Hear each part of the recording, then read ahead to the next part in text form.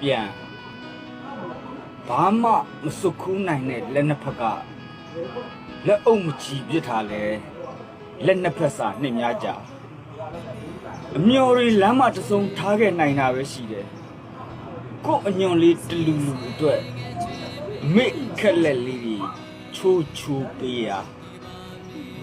ဒီလောက်တောင်ပဲလားသားရဲ့ပြန်ခဲ့ပါမေယုံကြည်ချက်နဲ့မာနတရားဆိုတာဒီလိုရှိပါတယ်ဆိုပြီးရသမျှဒုက္ခတွေမိတ်စီခဏခဏပြန်ရောက်တယ်မေပေးခဲ့သမျှတွေကဟောင်းလွမ်း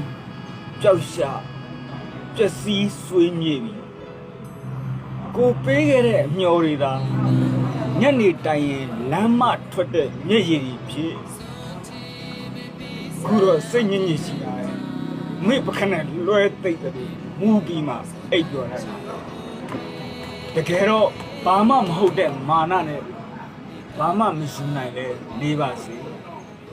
အမေကြိုက်တတ်တဲ့စပင်းပုံကြီးညံတက်တရရပြန်လာတဲ့ဆိုရင်ပဲ